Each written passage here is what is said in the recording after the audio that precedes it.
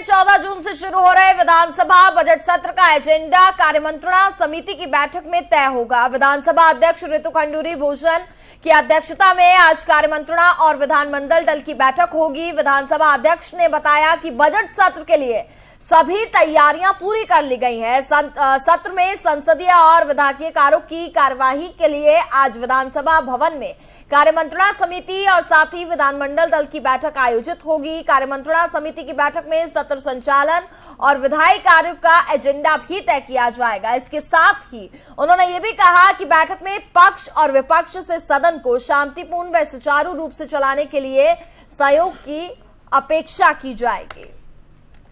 तो बड़ी खबर आप तक पहुंचा रहे हैं। कल से विधानसभा बजट सत्र की शुरुआत होने जा रही है। इसको लेकर के चाहे भारतीय जनता पार्टी हो या फिर विपक्ष हो, दोनों ही की तरफ से पूरी तैयारियां जो है वो कर ली गई है। जहां एक और विपक्ष ने सरकार को घेरने की रणनीति बना ली है। तमाम मुद्दों को लेकर के सरकार को घेरने का प्रयास करेगी कांग्रेस। तो वहीं दूसरी ओर बताया ये जा रहा है कि बीजेपी की तरफ से भी पूरी तैयारियां हो गई हैं। और फिलहाल आपको बता दें, एक अपडेट इस वक्त मिल रहा है कि बैठक फिलहाल जारी है और बैठक में कई मुद्दों पर चर्चा की जा रही है। कार्यमंत्रणा समिति की बैठक फिलहाल जारी है।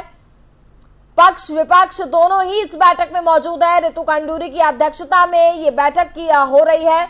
बैठक में बजट सत्र का एजेंडा जो है वो तय किया जाएगा। क्या कुछ एजेंडा रहेगा बजट का, इसको लेकर के बातचीत की जाएगी।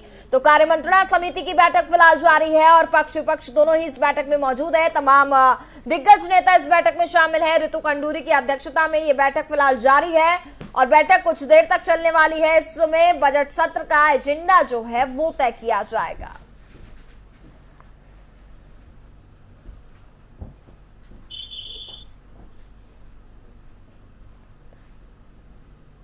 और हमारे साथ ज्यादा बातचीत करेंगे हमारे संवाददाता अजय पांडे। अजय, इस वक्त फिलहाल बजट सत्र को लेकर के कार्यमंत्रणा समिति की जो बैठक है फिलहाल वो जारी है, जिसमें पक्ष और विपक्ष दोनों ही मौजूद हैं। कल विधानसभा बजट सत्र की शुरुआत होने जा रही है। इसको लेकर के क्या कुछ तैयारियां हैं पक्ष की और विपक्ष दोनों की? देखिए, कल से विधानसभा का बजट सत्र शुरू हो रहा है और बजट सत्र को सुचारू रूप से चलाने के लिए अभी इससे पहले कुछ देर पहले सर्वदलीय बैठक हुई और उस सर्वदलीय बैठक में विधानसभा अध्यक्ष ने सभी दलों के नेताओं से अपील की है कि सदन को सुचारू चलाने में वो अपना सहयोग करें और इस पर सहमति बनी है। हालांकि जब भी इस तरह की बैठकें होती हैं सहमति बनती है, लेकिन क्योंकि विपक्ष का काम है सत्ता पक्ष को घेरना, तो जाहिर है कि कल जो बजट सत्र का पहला दिन रहेगा और बाकी के अन्य दिनों में भी कई ऐसे मुद्दे होंगे जिनको लेकर के विपक्ष सदन में हंगामा करेगा और सदन से लेकर सड़क तक विपक्ष ने सरकार को घेरने की अपनी रणनीति बना ली है। अब क्योंकि इसके बैठक के बाद से कार्यमंत्रणा समिति की बैठक हो रही है और कार्यमंत्रणा समिति की बैठक में विधानसभा अध्यक्ष के साथ साथ संसदीय कार्य मंत्री और नेता प्रतिपक्ष ये सभी लोग बैठे हैं और बैठक में क्योंकि कल से जो विधानसभा का सत्र चलेगा इसके लिए एजेंडा तय किया जा रहा है कि एक संवैधानिक प्रक्रिया होती है कि बजट सत्र के दौरान या जो भी सत्र जब आहूत होता है तो सत्र के दौरान किस दिन कौन कौन से कार्य किए जाते हैं, तो उसके लिए एक एजेंडा पहले से तैयार किया जाता है और उस एजेंडे में जिन विषयों को रखा जाता है उन्हीं विषयों पर सदन के दौरान चर्चा की जाती है और उन्हीं विषयों को सदन की कार्यवाही में शामिल किया जाता है। तो क्योंकि अभी 14 तारीख से लेकर के 20 तारीख तक के लिए समय निर्धारित किया गया है बजट सत्र के लिए, तो अभी आज जो बैठक हो रही है कार्यमंत्रणा समिति की, अब ये देखने वाली बात होगी कि कितने दिन के लिए बिजनेस तय किया जा रहा है कि कौन कौन से दिन किस किस एजेंडे पर काम किया जाएगा। ठीक है अजय जी, बहुत बहुत शुक्रिया आपका तमाम जानकारी के लिए।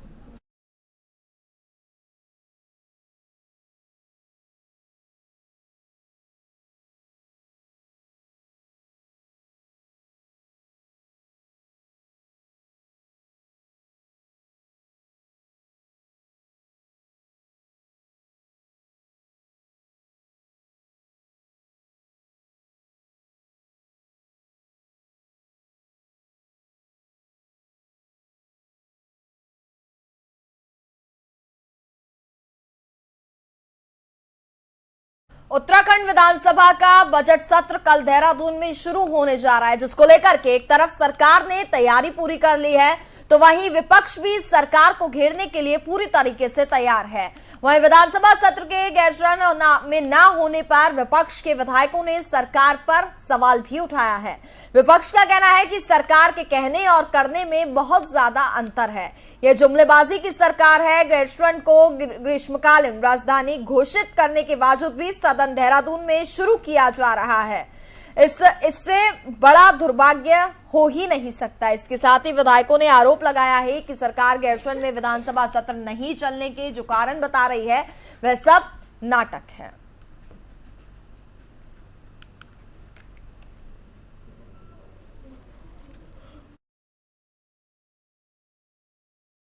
देखिए अवश्य गैरसैंण में सत्र ना होना सरकार की बहुत बड़ी विफलता है। वहाँ पे व्यवस्थाओं का अभाव है, ये बात सच है। इस वजह से वहाँ पे नहीं सत्र कराया गया क्योंकि पोल खोल हो जाती सरकार की व्यवस्थाओं की, तो इसलिए उपचुनाव में वो व्यस्त रहे।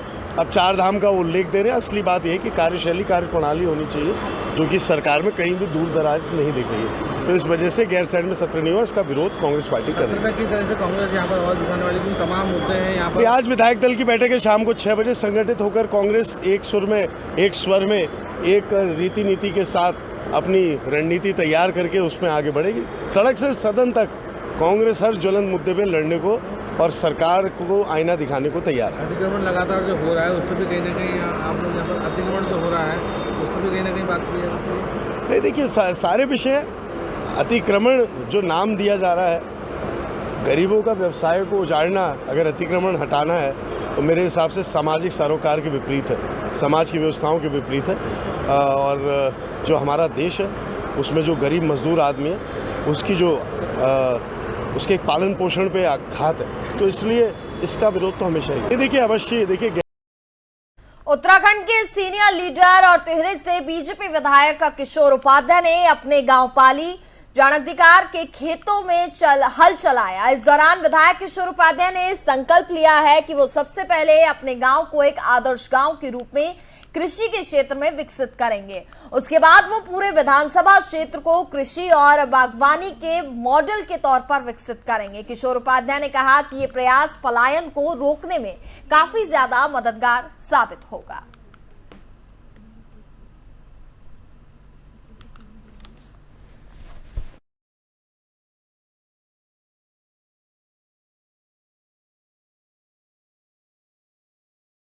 भूमि माता पुत्रो हम पृथ्व्या, धरती न हो तो कुछ नहीं हो सकता। सब चीज़ें हमको धरती से ही मिलती हैं। तब चाहे हम चंद्रमा पे भी चले जाएं तो उसमें जो भी वस्तुएं प्रयोग में लाई जाती हैं, मंगल ग्रह पर चले जाएं, कहीं भी चले जाएं, तो पृथ्वी जो है वही सब कुछ देने वाली है। उत्तराखंड में लगभग 2000 गांव खाली हो रहे हैं। यहाँ से अपने पाली गांव से और ये खास पट्टी से हमने आज एक निवेदन किया है माँ भगवती और पृथ्वी से कि पुनः हम उस गौरव की तरफ लौट सकें जिसमें जो है हमारा सारी जिंदगी, हम कहीं बाहर नहीं जाते थे, सेल्फ सस्टेन्ड विलेज था, परिवार था, उस तरफ जाने की कोशिश है। और मैं कोशिश कर रहा हूँ कि जैसे कृषि हो गई, बागवानी हो गई, पर्यटन हो गया, सोलर एनर्जी हो गई, उसके साथ में पशुपालन से यही गाँव में एक आदर्श जो है मॉड्यूल मध्य हिमालय के लिए हम एक विकास का मॉड्यूल तैयार कर सकें और उसको फिर धीरे धीरे जिले में, प्रदेश में और मध्य हिमालय में फैला सकें। अगर 14 जून को रक्तदान दिवस मनाया जाता है। उसके पहले आज 13 जून को आम आदमी पार्टी के प्रदेश कार्यालय में रक्तदान शिविर का आयोजन किया गया, जिसमें आम आदमी पार्टी के कई पदाधिकारियों और कार्यकर्ताओं ने रक्तदान किया। इस मौके पर आम आदमी पार्टी के मीडिया प्रभारी रविंद्र आनंद ने बताया कि रक्तदान करने से किसी के जीवन को बचाया जा सकता है और ये एक पुण्य का कार्य है। आम आदमी पार्टी ने आज रक्तदान शिविर का आयोजन कर जरूरतमंदों के लिए खून एकत्रित करने का कार्य किया और आगे भी आम आदमी पार्टी इस तरह के कार्य करती रहेगी।